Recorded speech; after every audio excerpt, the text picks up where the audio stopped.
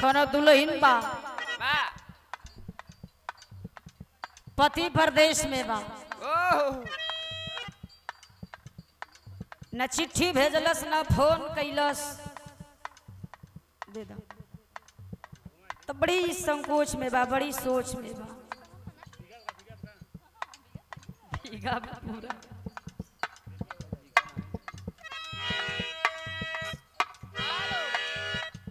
जब पति का कोई संदेशा नहीं आया तो रेलवे स्टेशन पर गई बा एक रेलगड़िया से कहता का कहले बा रोजे रोजे जाला तू ता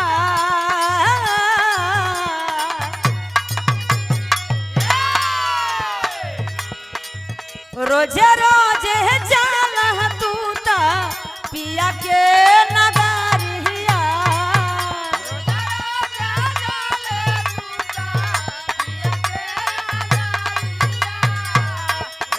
जो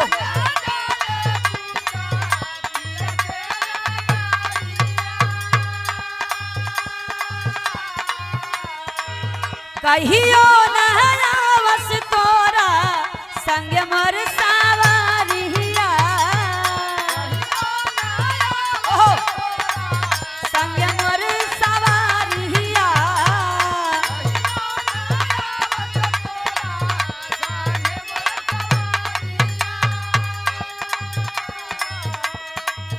नहीं आवे कामनो समेस रे नहीं आवे कामनो समेस रे हमारो के ओही देश चलते रेलिया रे पियावा बसला जवना देश रे हो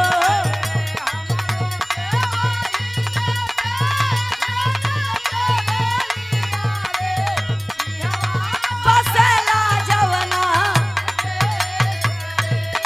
ओ क्या बात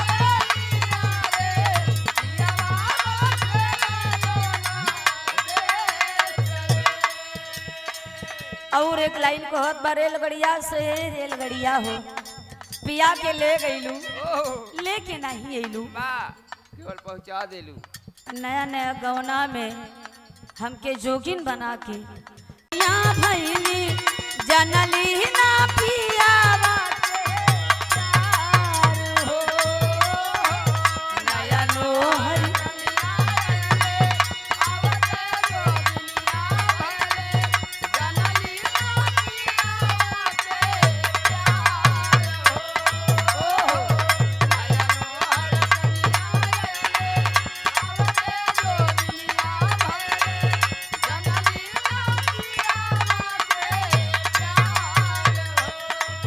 नहीं आवे कामनो सनेस रे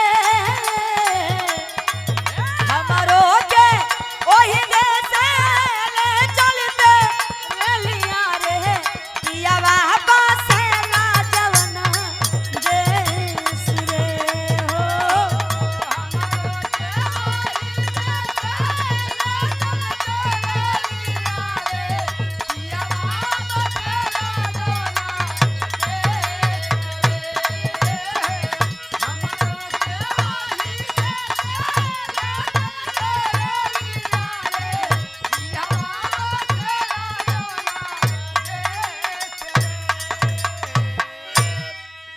एक दो लाइन की गीत आप सबके बीच में सामाजिक चित्रण सामाजिक दर्पण वो चाहे यंग हो चाहे बुजुर्ग हो कवि जी ने ऐसी लेखनी की है कि सबके लिए कुछ न कुछ नई चीज़ें मिल जाएंगी नई बातें मिल जाएंगी और 4 लाइन की गीत है मेरी आवा भैया वह वाली बा बड़ी सुंदर गीत बा तरह जो है बा मत प्यार करो मत प्यार करो परदेसी से रे मत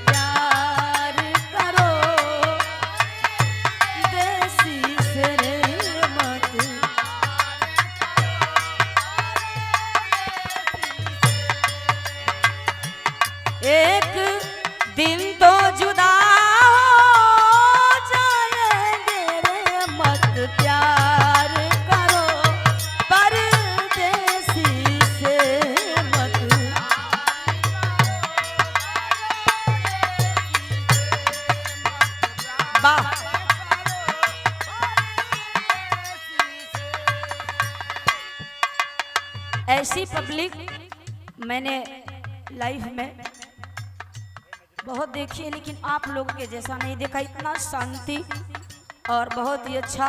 बारिश हुआ फिर भी आप लोग टिके रहे। लेकिन जो गीत मैं गा रही हूँ इस पर गौर करिएगा। ये हमारे और आपके जीवन में घटने वाली घटना है और कहीं ना कहीं हमारे गांव घरों में घटती रहती है। कहना है कवि जी ने पहली लाइन दिया है,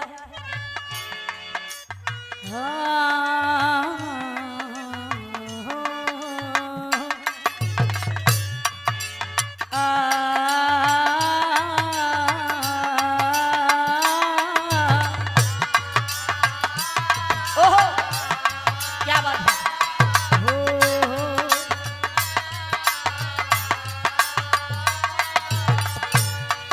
जो जन्म दिया जिसने पाला रे, जो जन्म दिया जिसने पाला,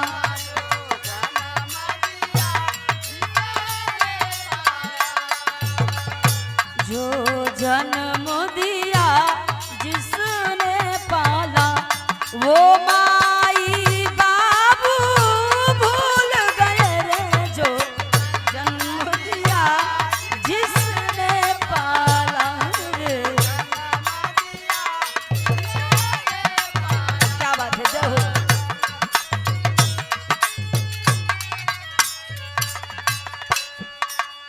जो जन्म दिया जिसने पाला, वो माई बाबू भूल गए, माता पिता को भूल गए।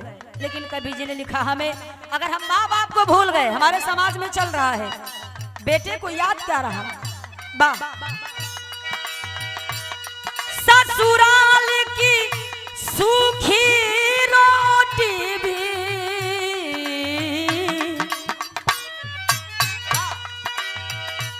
ससुराल की सूखी रोटी भी मेवा मिश्री सी लगती है।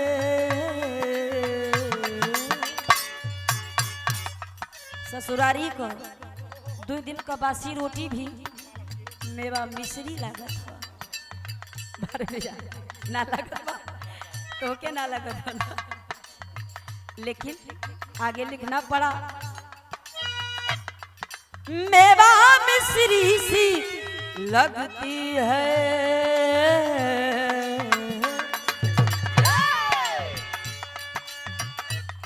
साली का जन्मदिन याद रहा रे, साली का जन्मदिन याद रहा। क्या बात है, वाह। साली का जन्मदिन याद रहा, भाई की पढ़ाई भूल गए रे, साली का जन्मदिन याद रहा।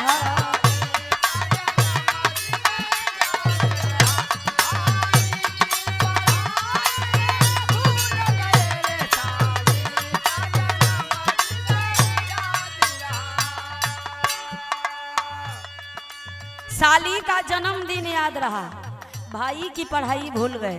भाई 2 महीना से चिल्लात बा, ए भैया ए भैया, मास्टर और मास्टराइन बड़ा परेशान कैले हुआ, 2000 फीस दे देता जमा कर दी।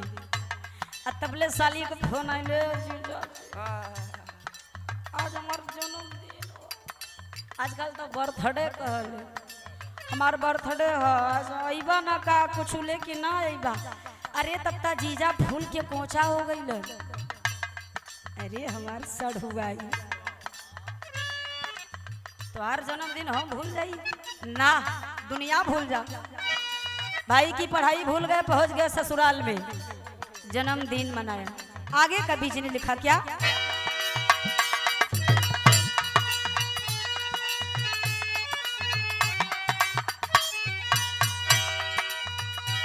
राखी का पावन धागा ले,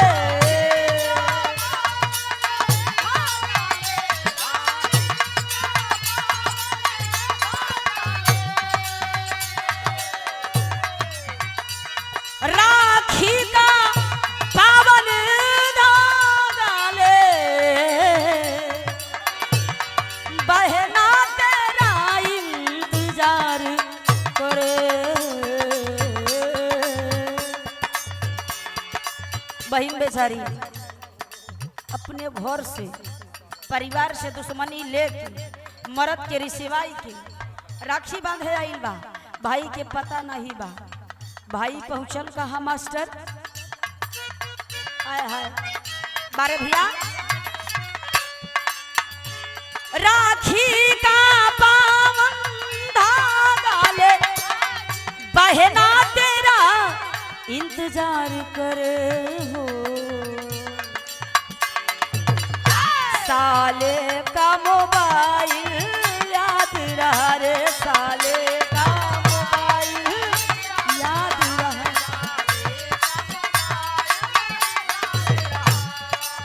एक बात जान लो, समाज में कहीं ना कहीं देखने को मिलता है, अपने माई बाबू को गोड़ ना धरी है, माई पाँव लगतानी बाबू पाँव लगतानी, ससुराल में जइह तो अपने सासू के कहिया मम्मी मम्मी पाँव लगतानी, ससुर के कहिया ए पापा पाँव लगतानी, दंडवत प्रणाम करी है, अपने माई बाबू के परछाई तक न दबी है। वाह कभी जिन्हें लिखा साले का मोबाइल याद रहा, ओहो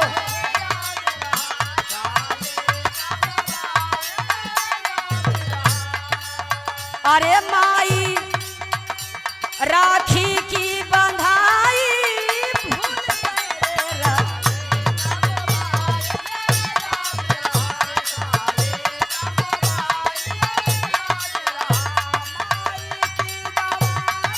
ओहो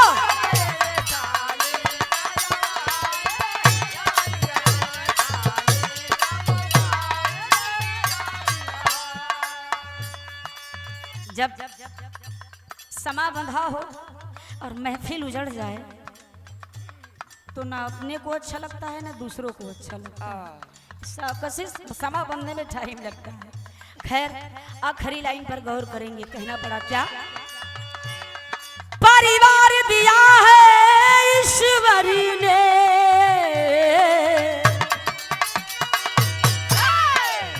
अरे अपने परिवार को पहचानो,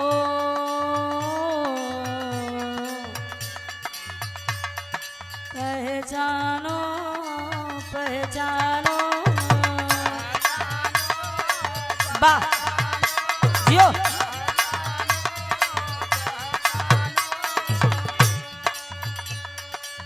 चाहे अपने माता पिता हो या दूसरों के माता पिता हो, दूसरी की बहन ही क्यों ना हो, सबकी इज्जत करना चाहिए, सबका सम्मान करना चाहिए। तो कभी जी ने लिखा क्या, परिवार दिया है ईश्वर ने, क्या बात है, अपने परिवार को पहचानो, व्यवहार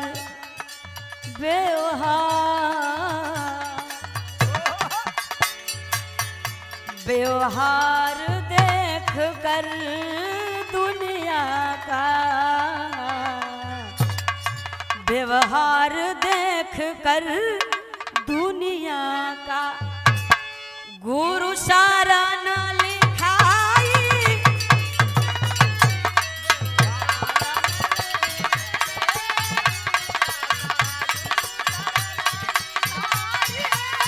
भूल गए रे व्यवहार देख कर,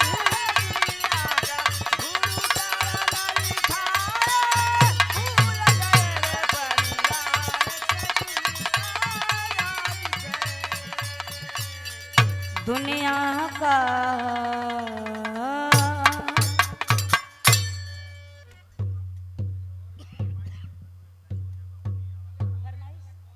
हमारे इलाहाबाद में 3 कलाकार बड़ा फेमस भैला, आप लोग जनत होकबा, जनाब हैदर चाचा, स्वर्गीय दादा राम कैलाश लाल जी लहरी, हैदर का झटका दादा राम कैलाश को लटका और लाल जी लहरी को फटका, वाह आज तक केहू ना बर्दाश्त कैलस, ना। बड़ी से बड़ा गवैया आ जी बर्दाश्त कैलस।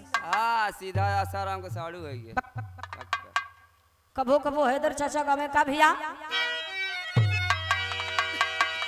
अरे मोरे राम अरे झकोरा मार झूलनी अरे झकोरा मार झूलनी साड़ी लहराई हो झकोरा मार झूलनी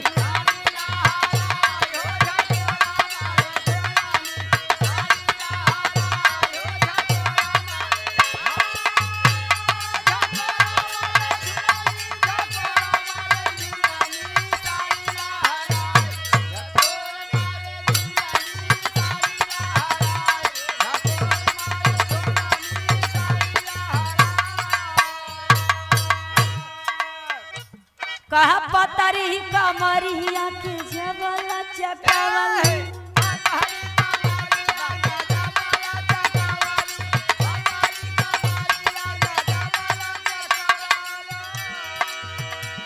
अरे तिरछी नजरिया से भयला बनवलू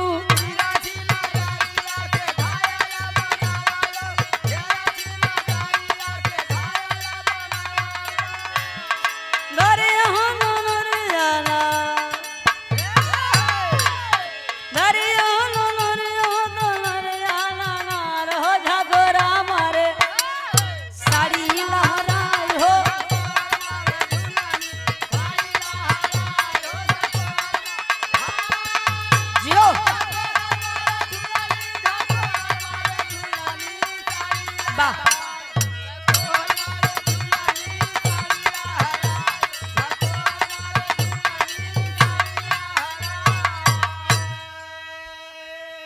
ए भैया आखिरी लाइन में कहना बा कभो कभो जैसे सावन बीत गया तो लाल जी लोहरी महाराज एक लाइन ऐसा चीज गावे कि बड़ी आनंद आवे का गावे भैया एक लाइन लगा दे ओहो पुरनिया गावे अरे एक दिन सावन में साढ़ुआई अपने घरे बोलऊ त्यूना पुरनिया गावे लेकिन यही के लोहरी महाराज प्रयागराज के कलाकार बदल के गावे वो का गावे अरे एक दिन भादऊ भादऊ अरे हो मोरे रामा एक दिन भादऊ में हो साढ़ुआई एक दिन भादऊ में हो साढ़ुआई अपने घरवा बोलऊ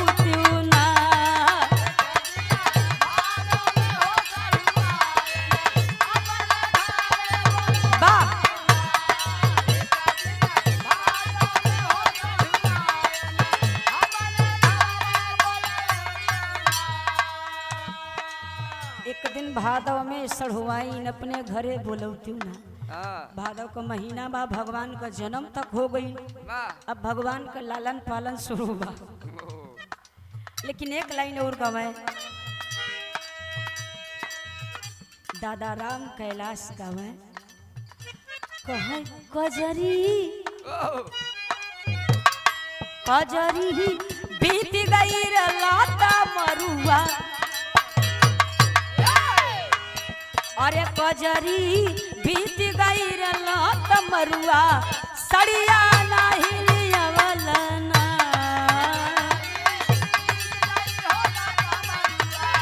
सड़िया नहीं लियवला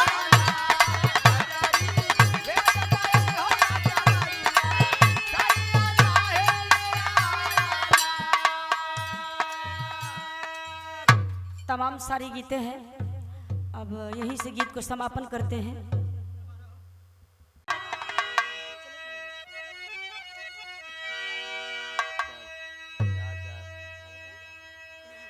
अरे घड़ी में 4:30 बजी गए घड़ी में 4 बजी गए चलो उठान हो गया गाना घड़ी में 4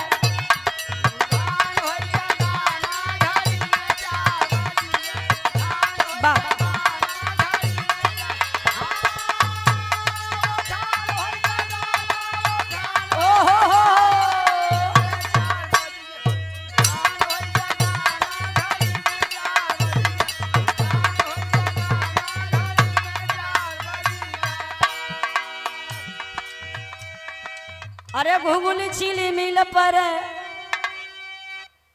ए भैया बड़ी पावन धरती बा कहना बा का आप सब हंसी खुशी आप सब हंसी खुशी घरे अपने जाना घड़ी में 4 बजे उछाल हो गया क्या बात है देखो बोलिए भगवान श्री कृष्ण लाल महाराज की जय